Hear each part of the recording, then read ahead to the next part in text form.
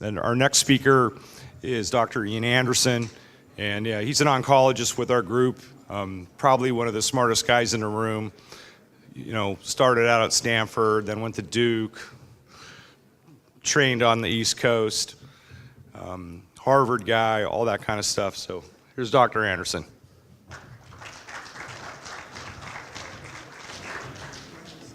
All right, thanks for the opportunity to talk to you today. I wanted to go over lung cancer screening. There's not too much information on that, but I think it's important to kind of understand where we are with lung cancer screening and how to set that up. And then I'm going to spend some time going over some of the newer treatment options for metastatic lung cancer. There have been some interesting advances. So first off, we know lung cancer is the second most common cancer in both men and women. In men, prostate cancer is number 1, lung cancer is number 2, and breast cancer is the most common in women. You can see there are about 115,000 cases a year of lung cancer in men. Women are catching up, about 105,000 cases per year. And if we look at the incidence of lung cancer over time, in men it's starting to drop. It correlates with smoking, and smoking patterns are dropping, but there's still about 15% of adults that continue to smoke. Women started smoking later, and so the incidence has plateaued. Now, if we look at mortality, unfortunately, it takes over the number 1 spot by a long shot. There are over 150,000 deaths per year in the US and about 1.6 million per year in the world. If you look at the mortality numbers, there are more deaths in lung cancer than breast, colon, and prostate cancer combined. And the reason for this is that lung cancer tends to be discovered at a late stage. So when you have symptoms from lung cancer, you're usually already stage 4 or at least stage 3, which means mediastinal involvement. So it's either advanced stage or regional. Very difficult to cure even regional cancer. So the problem is we see very few early stage lung cancers. And this is opposed to breast cancer, where the cure rates are good and most people are presenting with locoregional disease. When we look at smoking, cigarette consumption is this green line. So throughout the 20th century, that was climbing. If you look at lung cancer mortality in men, which is this gray line, it parallels smoking consumption, but there's about a 20-year lag time. So you can see that once smoking took off, it took about 20 years to see the effects on mortality. And then, as I mentioned, women started smoking later, so that we see the rise in mortality at a later time. This is, I think, a very important slide that looks at smoking cessation, because we know lung cancer risk is related to how much you smoked and how long you smoked. And the bar at the very bottom is the cumulative risk up to age 75 for lung cancer for non-smokers. And then each successive line up is stopping at first in your if you stop at age 30, your cumulative risk is this: age 40, age 50, age 60. And then the red line is the cumulative risk of getting lung cancer if you continue to smoke. So you can see if you're 60 and you stop smoking, you still have a significant rise over the next 15 years. It doesn't match the people who can continue to smoke, but it doesn't get anywhere close to going back to the non-smokers. So it's important to stop smoking, but the point here is that people who stop smoking continue to have an increased risk of lung cancer, and for screening purposes, that's an important point. So smoking accounts for at least 90% of lung cancer in men and a little over 80% in women. But the fact that there are almost 20% of women who get lung cancer who are never smokers is important, because we can't screen for them at this point. Other causes of lung cancer include environmental factors, so secondhand smoke, radon, industrial pollutants like silica, beryllium, arsenic. Radiation exposure is probably a pretty uncommon cause, but people who get radiation for breast cancer or other chest radiation are at increased risk of getting lung cancer. So if we're going to be able to screen for lung cancer, it's very important that the cancer be detectable prior to signs or symptoms. And so we think there's this critical point that if you can detect the cancer before that time, you're going to be able to intervene with an effective treatment.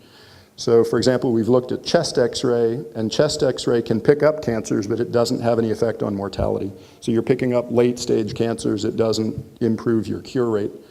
What we've learned is that low-dose CAT scan without IV contrast is an effective screening tool. And this was proven with the National Lung Cancer Screening Trial. This was a trial that looked at over 53,000 people who were high risk. It was conducted at 33 different medical centers, and it compared a low-dose CT scan once a year for 3 years to a yearly chest x-ray in the control group, and then these people were followed. And what constituted high risk was age 55 to 74. They were asymptomatic.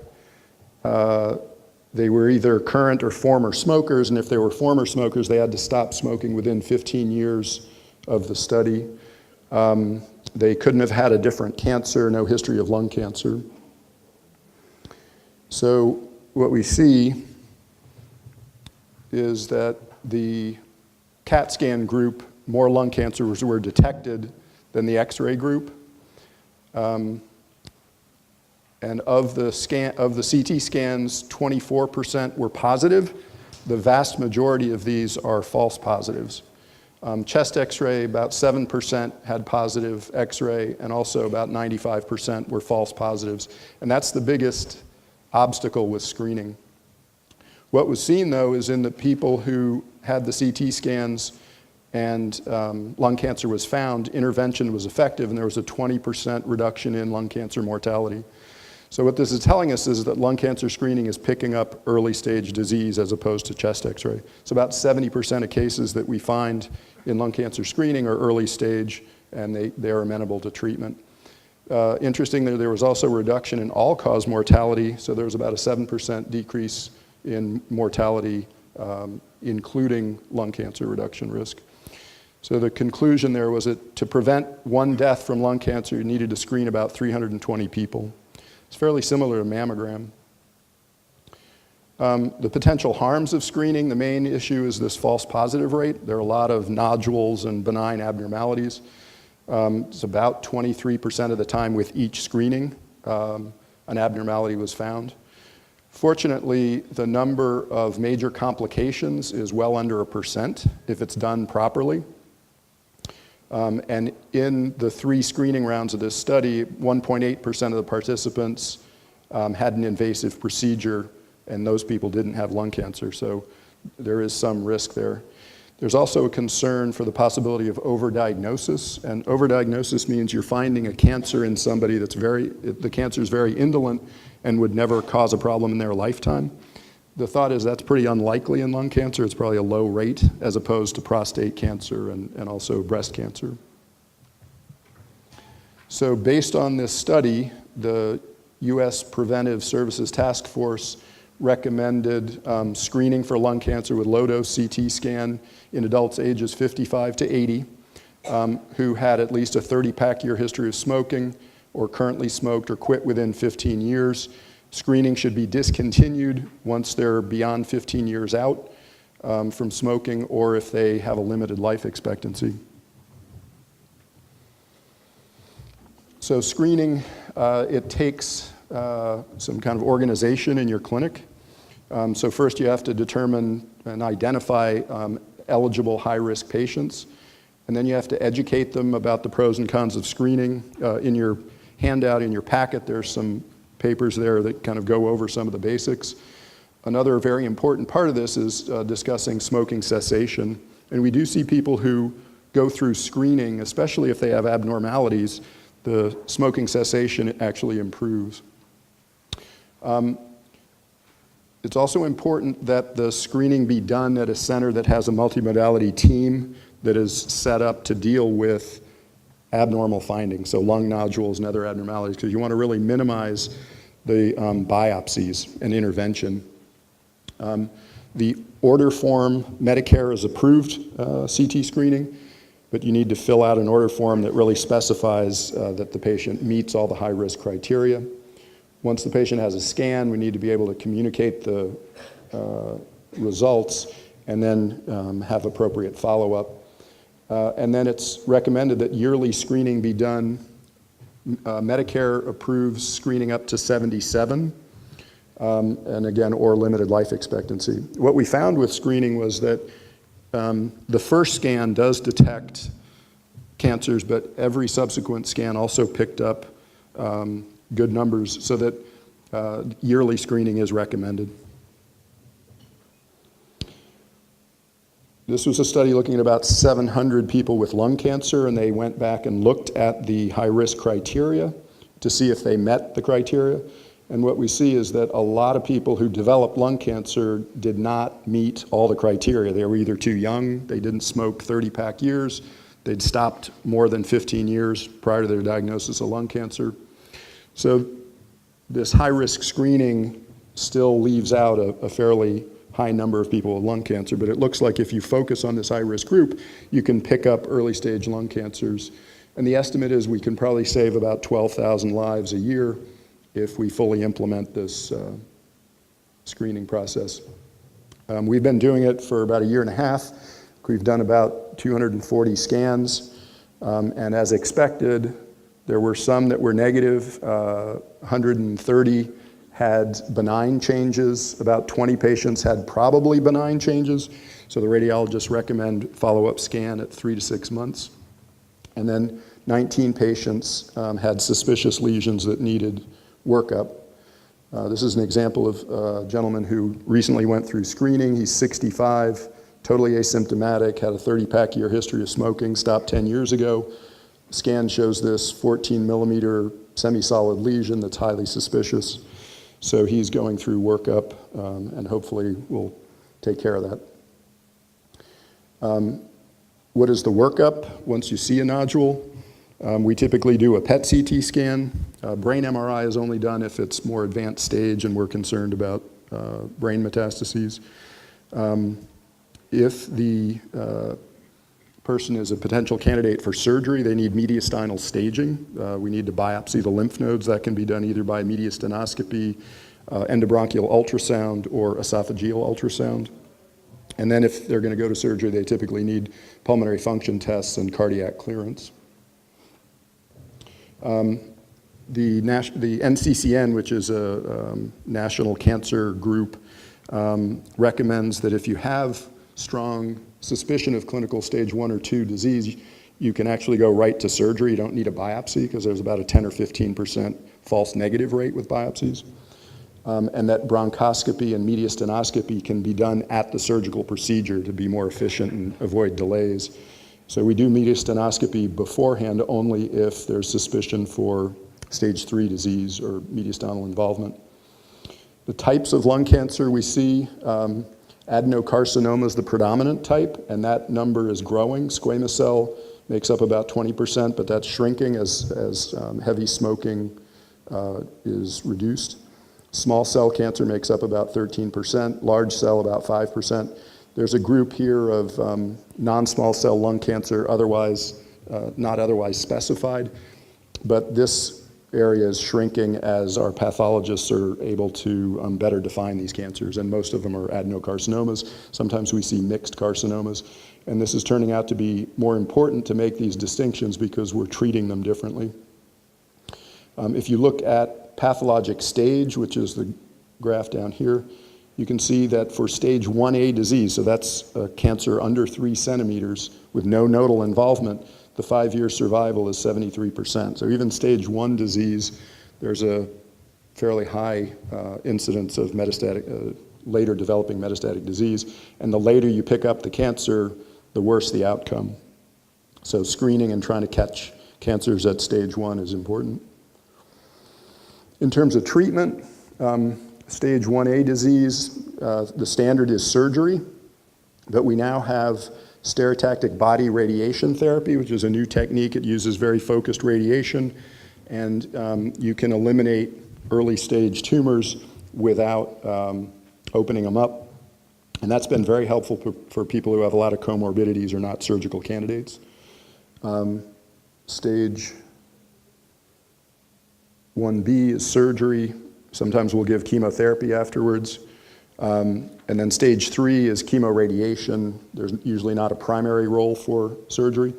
And recently there was a study showing if we add immune therapy after chemoradiation, we get improved outcomes. So that's a new treatment option. And then finally, for stage 4 disease, surgery and radiation are not the primary approaches, and we use systemic treatment. So that's chemotherapy and now targeted therapy and immunotherapy.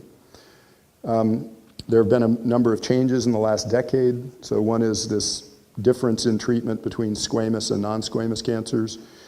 We've had a modest improvement with maintenance therapy and second-line chemotherapy, which has been helpful. We have anti-angiogenic agents when added to chemotherapy improve outcome. But the two areas I want to focus on are the discovery of oncogenic driver mutations, such as EGFR. So EGFR is epidermal growth factor receptor, and driver mutations are single mutations that appear to be responsible for the growth of the tumor.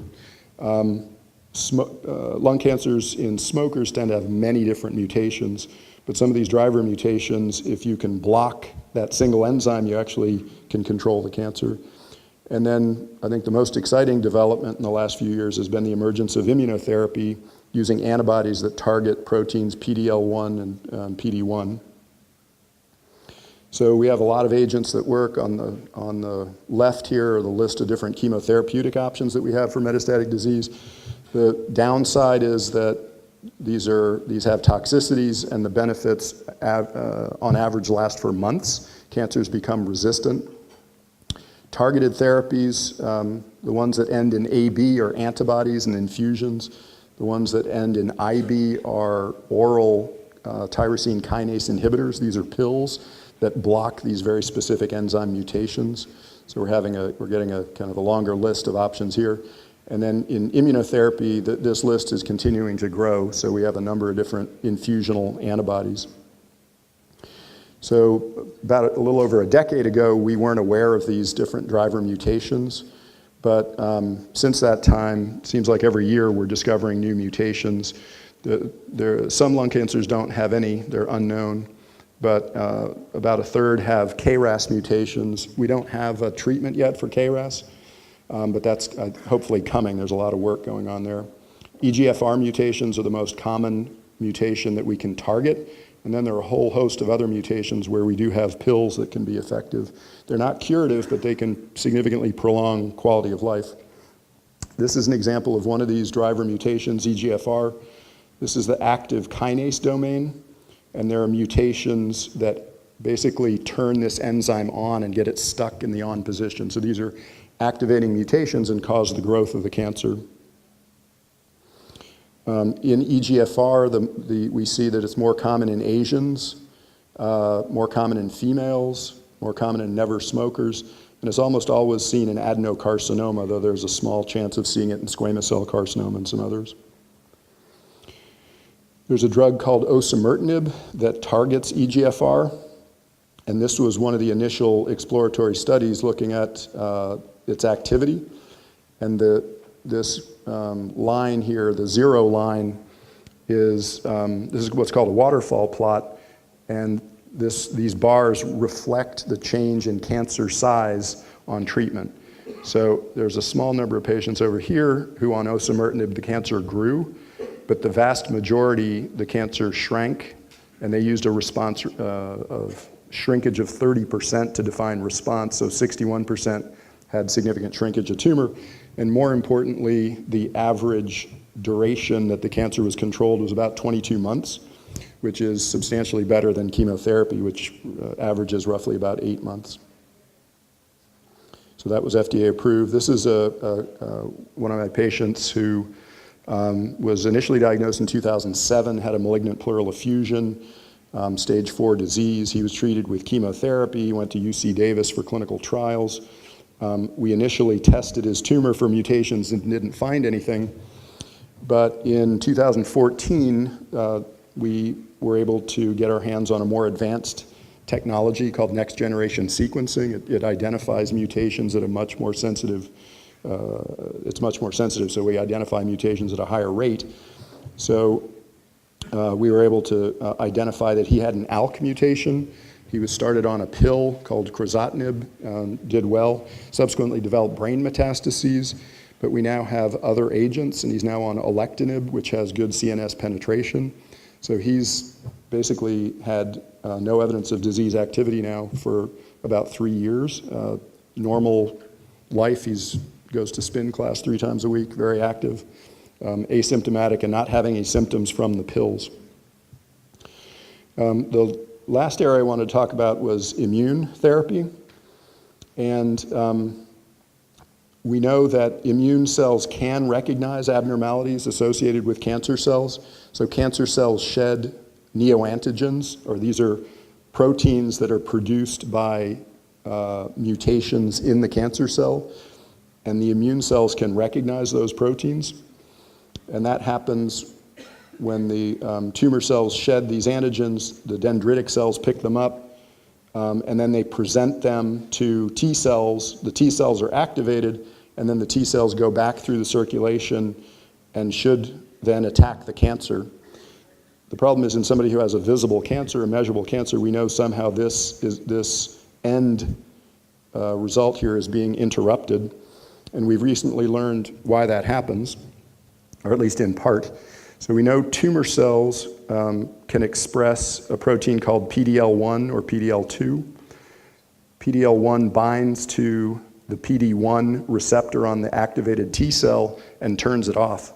So the tumor cell is able to inactivate the immune cells and prevent lysis of tumor cells. So these immune antibodies target this interaction between PD-L1 and PD-1. So antibodies to PD-L1 or antibodies to PD-1 are both potentially effective. If you look at PD-L1 staining in cancers, we see that some have 50% or greater staining, and these cases tend to respond better to immune therapy, but some have milder staining and some have no staining. And what we've seen is even in the 0 staining cases, there can be responses to immunotherapy. So the PD-L1 is not the only piece of the puzzle. Another correlative factor we're seeing is something called tumor mutational burden, and we can measure that with next generation sequencing. So the more mutations a cancer cell has, the more abnormal the cell looks, and the more easily the immune system can recognize that abnormal cell. So if we measure tumor mutational burden, we can predict a better response. So these were people with lung cancer who were treated with immune therapy, and those who had high mutational burden did better than those who had lower mutational burden. So both PD-L1 expression and tumor mutational burden can predict benefit. This was one of the earlier trials using immune therapy. So these were people with metastatic squamous cell lung cancer. They had already received chemotherapy and now they're progressing. So they were randomized to either Nivolumab, which is an immune therapy, or standard second-line chemotherapy.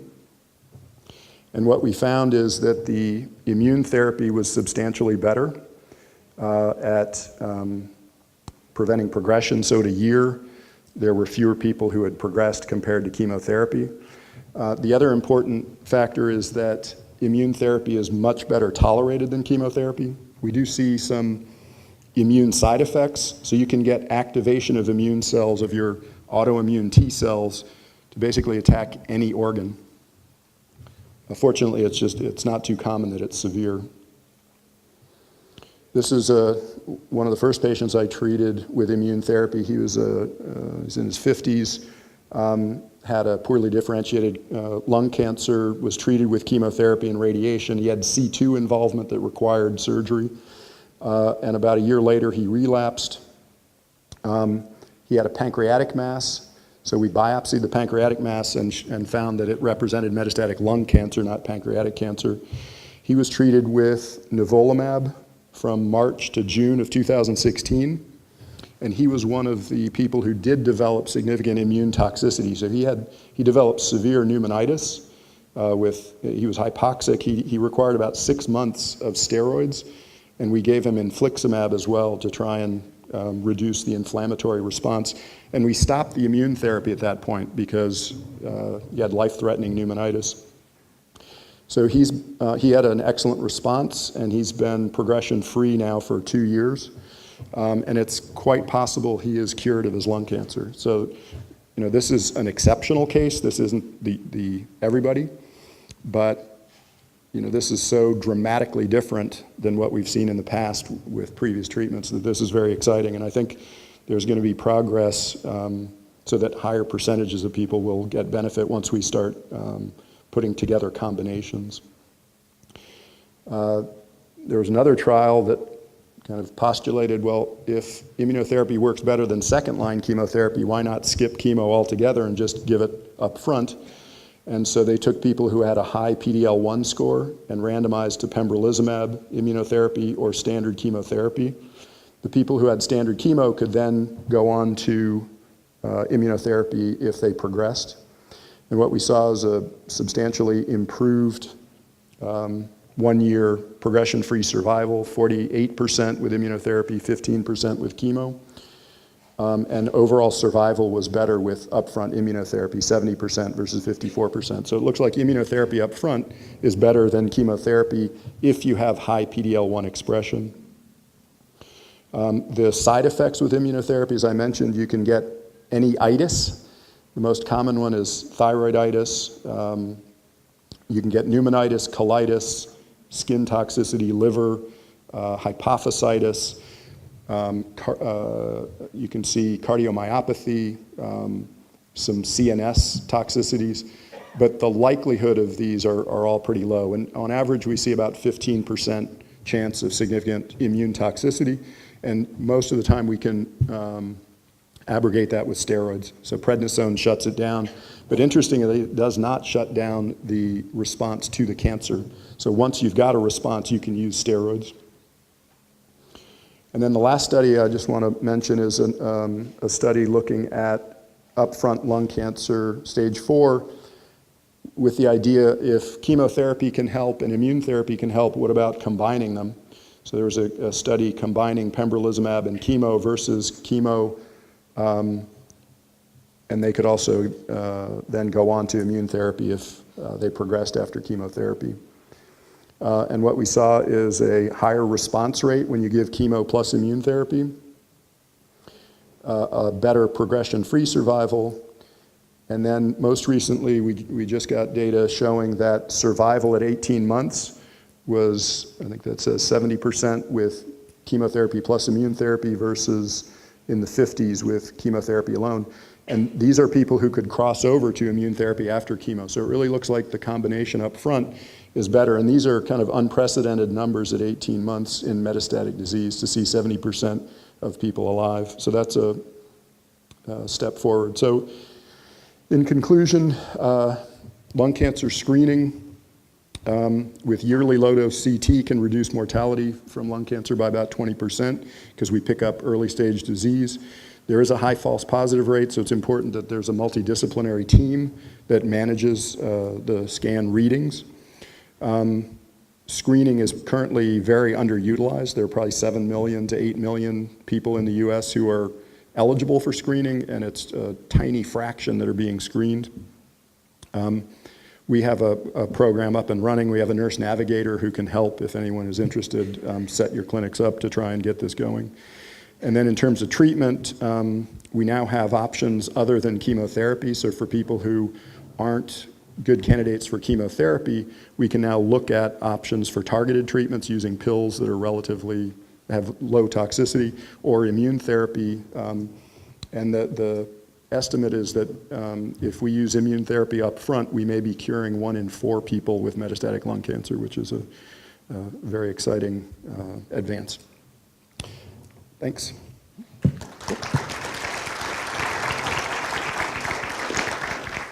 Ian, what percentage lung cancers are PD-L1? So That turns out to be a much more complicated question than you would think, because there are different antibodies that have different staining, but it's probably in the 30 to 40% range. So it's still a minority, but it's a substantial minority. Yep. I just want to thank you and your oncology colleagues for the work. This is exciting to see these kind of advances that we've been waiting for a long time. Mm-hmm. If low-dose CT is so effective at early screening, why are the criteria so restricted? What about if I had a 50-year-old with a 40 or 50-pack year? Why can't I get him screened? Well, yeah, and that was my point too, is we're really only picking up a fraction of the high-risk people. So I would fully support screening them. It's a matter of getting it covered. Some guidelines say you can go down to 50 if you have a second risk factor, such as strong family history of lung cancer or exposures to industrial agents. But yeah, I mean, I think this at least takes the biggest group, and that'll help. And this is a first step. I think ultimately we will probably be moving to sputum and blood molecular testing and screening. Hopefully we can get to a point where it's relatively inexpensive, figure out who's at risk. The issue is trying to eliminate false positives. That's the hardest part. I mean, if you look at non-smoking lung cancer in the world, it's the 7th leading cause of mortality. So we need to figure out how to screen non-smokers as well, because they tend to be younger and obviously fitter, no COPD, other issues.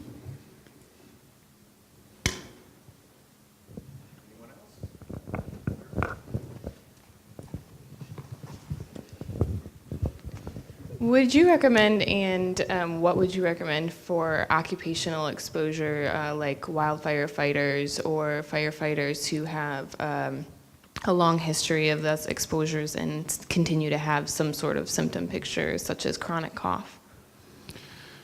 Yeah, that's a difficult one. So we don't really have standard screening there. Again, we know x-rays are not helpful.